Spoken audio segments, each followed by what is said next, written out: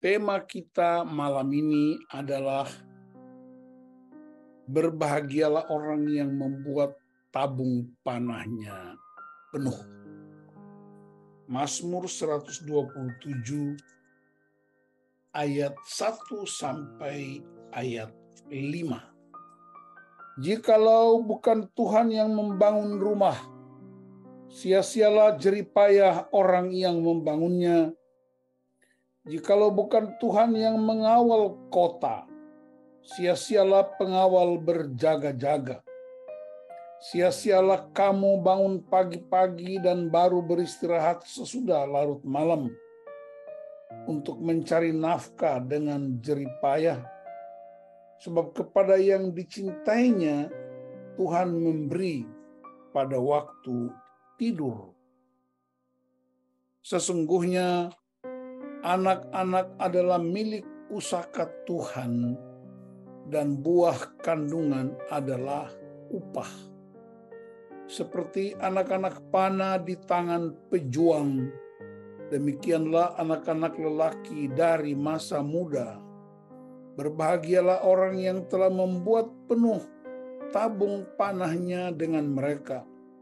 Ia tidak akan dipermalukan ketika menghadapi musuh-musuhnya di pintu gerbang. Bapak Ibu jemaat yang dikasihi Tuhan, Mazmur 127 ini adalah Mazmur dari saudara kita Salomo yang disebut nyanyian siarah. Nah, dalam Alkitab, siarah itu adalah sebuah perjalanan menuju ke tempat-tempat yang memberi ketenangan. Tetapi pada umumnya orang-orang Israel bersiarah ke Yerusalem untuk beribadah, untuk menemukan apa yang mereka cari, terutama oleh karena mereka suka sekali menyembah Tuhan di Bait Allah di Yerusalem. Jadi kita bisa mengerti sebuah nyanyian siarah. Dan berarti orang sambil jalan, orang bisa bernyanyi, mengungkapkan harapan-harapan mereka. Mereka mengagungkan Tuhan dalam seluruh perjalanan pesiarahan. Yang kedua, kita tahu dalam Alkitab, siapakah Salomo? Dia adalah anak dari Raja Daud. Dan kita tahu keluarga raja ini keluarga yang sangat kuat dari segi pasukannya, segi tentaranya, pasukan berkuda, fasilitas-fasilitas yang sangat mumpuni di istana, tapi juga saudara-saudara mereka kaya raya.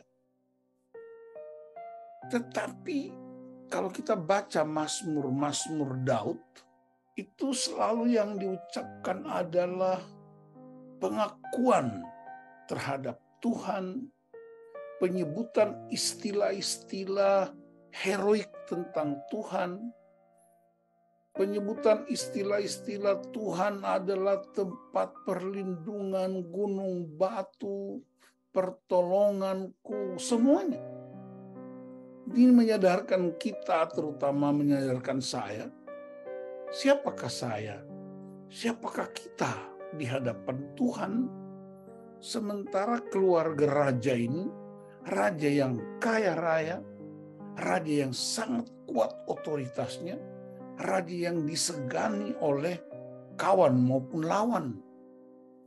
Tapi kita belajar bagaimana mereka menempatkan Tuhan sebagai yang terutama dalam hidup mereka. Nah, dalam pesiarahan umat, Salomo mengajak umat untuk mengerti mengamati seluruh kehidupan mereka dari sisi Allah. Perhatikan bagaimana Salomo yang istananya megah dan dia bahkan pernah membangun bait Allah atas penetapan Tuhan. Dia bikin pernyataan yang luar biasa, mengubah paradigma gereja, mengubah paradigma orang-orang kaya raya, apalagi orang-orang yang berkekurangan. Jikalau bukan Tuhan yang membangun rumah, sia-sialah usaha orang yang membangunnya.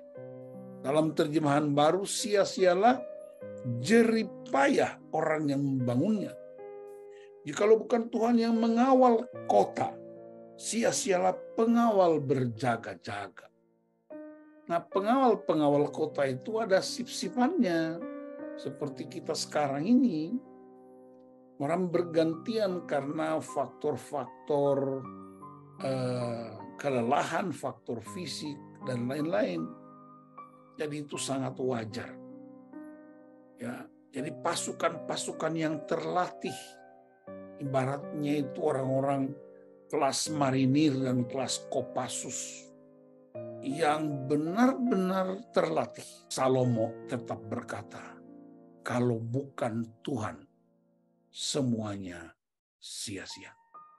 Saya harap ini pesan pastoralia yang amat kuat buat kita. Tanpa Tuhan, semuanya nothing. Ini bukan hanya soal bangun rumah, tapi bangun rumah tangga, bangun bisnis, bangun pelayanan, bangun keluarga, bangun pengabdian, bangun pemuritan, bangun penginjilan, apapun bentuk dan cara yang kita gunakan. Salomo bilang, tanpa Tuhan semuanya sia-sia. Ini pengakuan yang amat penting dan dahsyat karena teknologi canggih yang sedang kita miliki. Orang lalu kemudian tidak lagi merasa Tuhan ikut campur tangan di dalamnya. Yang kedua, dia bicara tentang anak-anak. Anak-anak itu milik pusaka dan diberikan Tuhan. Berarti secara biologis, anak-anak yang kita lahirkan mereka bukan beban, tapi mereka adalah anugerah Allah. Seringkali dalam pelayanan pemulihan pria dan keluarga, dan banyak pria mengaku menyalahgunakan kehadiran anak-anak mereka. Mereka marah, mereka pukul, mereka siksa, mereka abaikan. Saya hanya ajukan pertanyaan retorik dan mereka menangis. Anak-anak itu tidak minta dilahirkan. Yang melahirkan mereka kan keinginan kita, orang tua. Keinginan kita suami istri. Kenapa mereka diabaikan?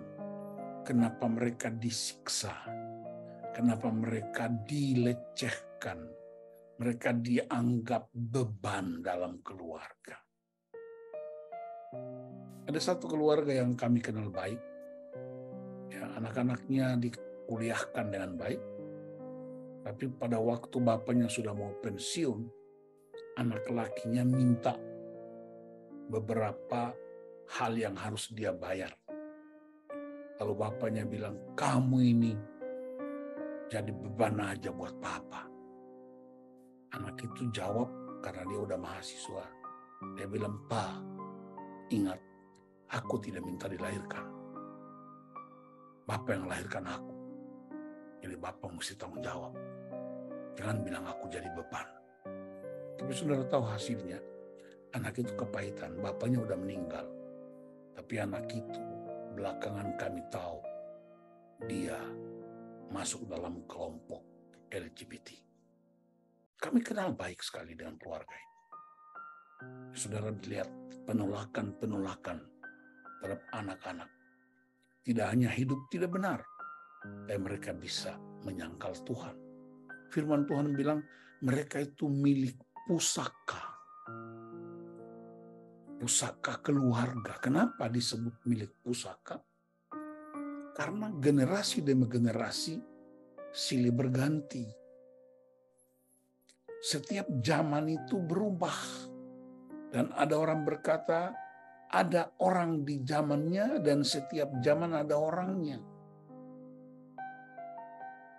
Jadi kebenaran firman Allah, kerajaan Allah tidak terletak pada diri kita, tetapi dia akan terus berlangsung dalam setiap generasi silih berganti.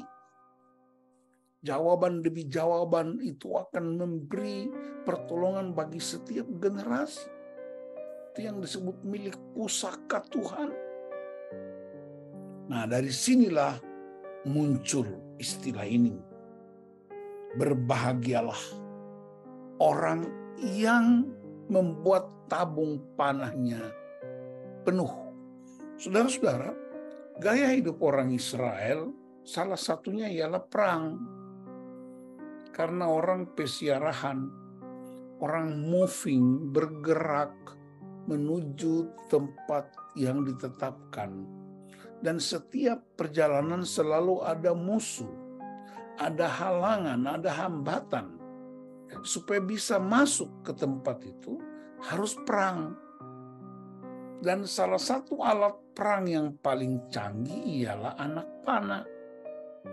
Dan anak panah itu disiapkan oleh pria-pria yang oleh Alkitab disebut pahlawan, dalam terjemahan baru disebut pejuang.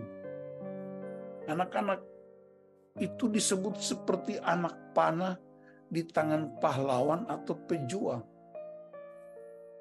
Karena panah itu ketika dilepaskan, dia akan kena sasaran dan sasarannya itu akan dikalahkan.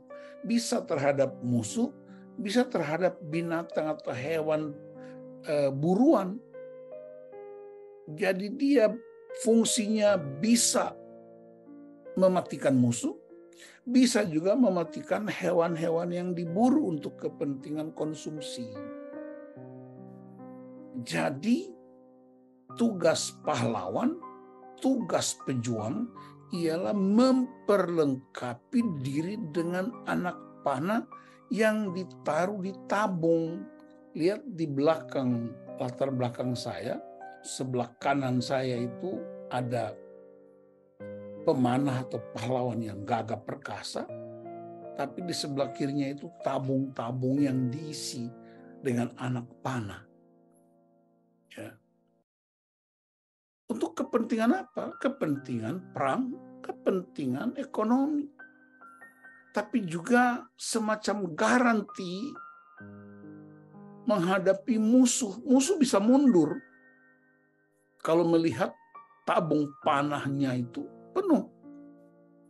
Gambaran yang dipakai oleh penulis Mazmur 127 untuk mengatakan begini, keturunan kita, anak-anak kita, dia adalah bagaikan anak panah di tangan pahlawan yang akan dilepaskan untuk mengalahkan musuh-musuh. Tapi juga ketika dilepaskan akan melahirkan kebaikan-kebaikan bagi orang tua, bagi gereja, bagi masyarakat bangsa. Itu sebabnya orang selalu berkata bahwa siapa yang memiliki anak muda, dia akan memiliki masa depan bangsa. Bahkan kita dengar proklamator Bung Karno bilang, kasih 10 pemuda buat saya dan aku akan mengubah dunia. Itu pernyataan-pernyataan simbolik untuk mengatakan bahwa kemenangan itu akan ada pada anak muda. Kenapa? Dari segi fisik masih muda, dari segi masa depan itu sangat punya harapan yang kuat, tapi juga mereka bisa menolong orang tua tepat pada waktunya. Nah, saya ingat peristiwa di Kejadian pasal 14 ayat 14. Ketika Abraham mendengar bahwa anak saudaranya tertawan, maka dikerahkannya lah orang-orangnya yang terlatih, yakni mereka yang lahir di rumahnya 318 orang banyaknya, lalu mengejar musuh sampai ke Dan. Ayat 16, dibawanyalah kembali segala harta benda itu, juga Lot anak saudaranya itu, serta harta bendanya dibawanya kembali. Demikian juga perempuan-perempuan dan orang-orangnya. Jadi seorang Abraham melatih 318 anak di rumah. Anak itu bukan anak dari istrinya, tapi anak-anak rohaninya yang tinggal di rumah. Mereka dilatih, dibentuk jadi prajurit-prajurit yang perkasa, siap sedia ketika diperintahkan, dikerahkan, mereka pergi mengalahkan musuh dan mengembalikan Lot dan keluarganya, wanita-wanita dan anak-anak. Harta benda yang dirampas musuh dikembalikan ke rumahnya. Itu yang disebut mempersiapkan panah penuh di dalam tabung. Bahasa lainnya ada pemuritan, ada pembinaan, ada pelatihan, sehingga ketika kita menghadapi problem-problem yang serius, kita lepaskan anak-anak kita dan mereka perang dan pasti mengalami kemenangan. Saudara-saudara, saya ingat di catatan sejarah peradaban manusia di wilayah-wilayah Skandinavia, ada perang, mereka suka naik kuda, bawa panah ditabung di belakang punggungnya. Nah, kalau mereka pulang dalam kemenangan, mereka lakukan victory lap. Naik kuda mengelilingi seluruh stadion sambil angkat 2 jari. Ini yang namanya victory lap, artinya aku pemenang. Tapi kalau dia pulang dan dia tidak angkat jari, itu artinya dia kalah. Kenapa? Karena 2 jari ini dipotong oleh musuh. Kenapa musuh potong jari 2 ini? Karena 2 jari ini fungsinya menarik busur itu, panah itu. Sehingga panahnya bisa dilepaskan. Jadi kalau tangkap musuh untuk memberi pesan kepada lawan, caranya potong 2 jari itu. Itu yang disebut kekalahan. Sehingga teman-temannya, pasukannya tidak bisa serang lagi karena dia udah kalah. Ada buku saya bernama V for Victory, atau saya punya kelompok sel namanya Hafruta Victory, karena ini kisahnya. Kita bisa menang di berbagai bidang. Kita menang mengelola emosi kita, kita menang mengelola amarah kita menang mengelola keuangan kita, mengelola hubungan suami istri, kita mengelola pelayanan, mengelola bisnis, mengelola apa saja, kita bisa jadi pemenang. Syaratnya, jikalau bukan Tuhan yang terlibat di dalamnya, semuanya menjadi sia-sia. Malam ini saya encourage kita semua untuk mulai memanfaatkan waktu-waktu yang tersedia. Berdoa dengan anak-anak kita, memberitakan firman Tuhan buat mereka, membagi kebenaran firman buat mereka, menguatkan mereka. Ketika mereka gagal, kita beri penguatan, ada kesempatan bangkit lagi. Ketika mereka salah, kita beritahu kebenaran tanpa menghakimi dan membuli mereka. Jadi kalau kita mau disebut berbahagia, siapkan anak panah ditabung. Penuhi tabung kita dengan anak panah. Anak panah yang sudah diasah, sudah dipersiapkan dengan begitu sempurna. Sehingga kita ketika dilepaskan, dia tepat sasaran. Ketika dia dilepaskan, dia tidak mempermalukan pahlawan. Tapi ingat seorang hamba Tuhan, Matthew Henry bilang, anak panah tidak hanya dilepaskan untuk mengalahkan musuh. Anak panah tidak hanya dilepaskan untuk menangkap hewan perburuan.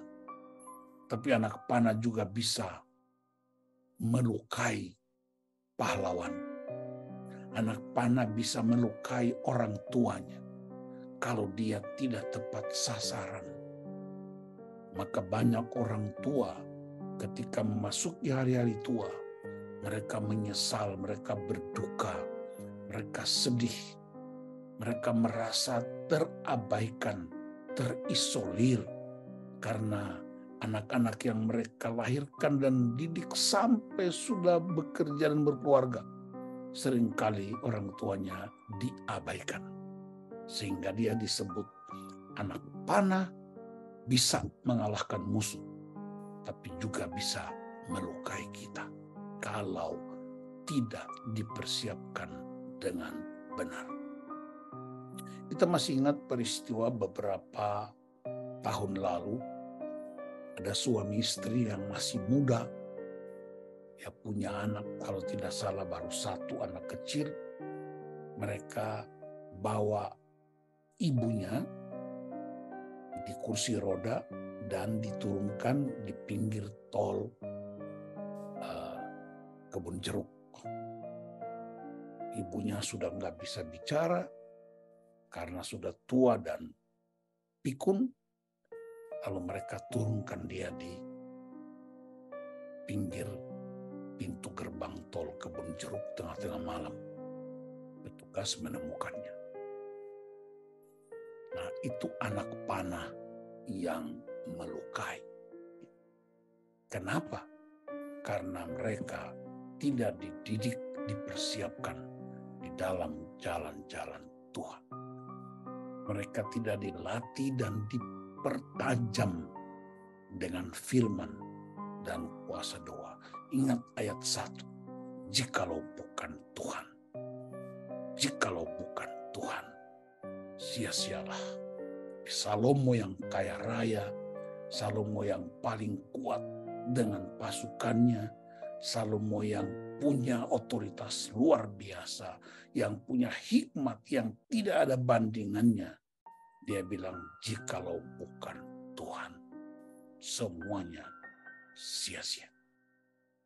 Maka mari malam ini, latih anak-anak kita, cucu-cucu kita, untuk semakin dipertajam dengan firman Allah.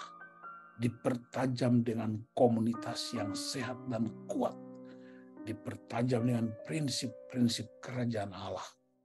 Sehingga pada waktu mereka dilepaskan, kita tidak kecewa. Tuhan tidak kecewa. Mereka mengalahkan musuh-musuh di zamannya. Dan kita menjadi disebut berbahagia.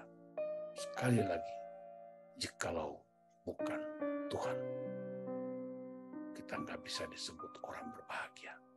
Bagian Tuhan ialah Dia melindungi, bagian Tuhan ialah Dia memberkati, bagian Tuhan ialah Dia menjaga, bagian Tuhan ialah Dia memelihara. Bagian kita ialah siapkan panah dan isi tabung dengan penuh. Tuhan Yesus memberkati kita jadi orang tua, keluarga-keluarga yang suka mempersiapkan anak panah dan memenuhi tabungnya. Haleluya.